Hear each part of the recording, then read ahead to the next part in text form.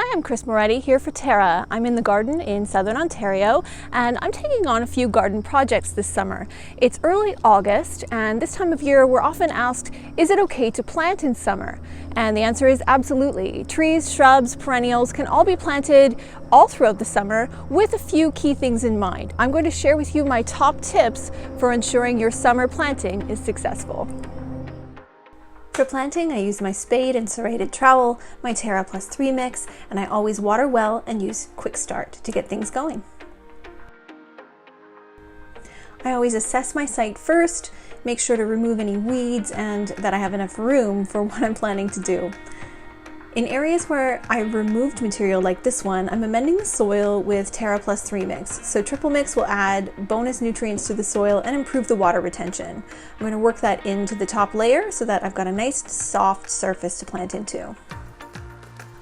With a world of plant material to choose from, picking the right variety can be a bit tricky. I've gone with a proven winners variety called Quickfire Fab. It's new this year, and I'm going to recommend that you always read the plant labels. They contain all sorts of really helpful information, including planting instructions, and perhaps the most important thing, mature size. Knowing how big your plant is going to be is a really important piece of information.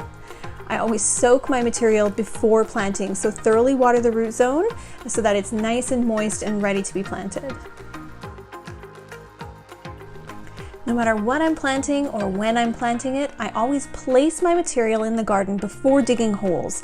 I decide exactly where and in what position I want the plant to be planted before I dig the hole for it.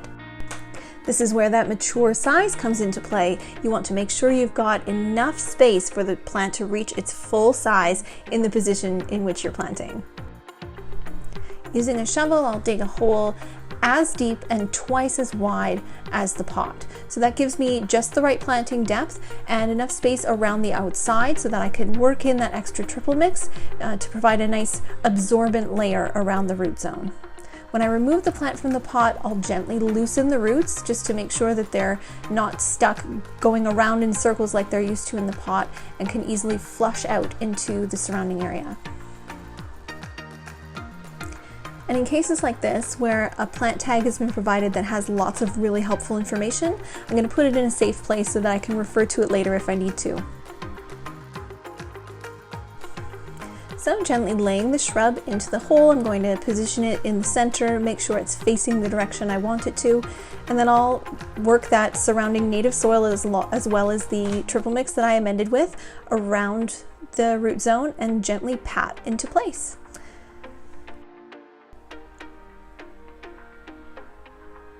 For smaller plantings, I like to use my serrated trowel to create my hole rather than a big spade. And in this case, I've got some competing roots in the area, so I'm making sure to avoid those as I'm creating my hole. I'm setting aside my plant tag like this one because I'm going to use it to label my plant position once I've put my perennial in place. Unlike my shrub, my perennial is going to die back at the end of the season, so that plant tag is going to act as a marker so that I remember what it is that I planted and where I planted it in the garden throughout the winter season. Water is important for planting anytime, but definitely so in the summer. So I make sure to soak the entire zone very shortly after planting to ensure it's saturated. Using a transplant fertilizer is a step that some people are tempted to skip, but it's so effective and so easy that I have to put it on my list of top tips. So it's easy to measure into the cap, pour it into the watering can, and then I fill it with my hose, and I'm going to use this solution to water my plants daily for the next week or so. And this one simple step is going to help the roots establish faster, especially in the summer where they're also struggling with heat and drought conditions. It's a key way to make sure that your plants are successful. With my Quickfire Fab hydrangea and my delphinium in place, my space is transformed.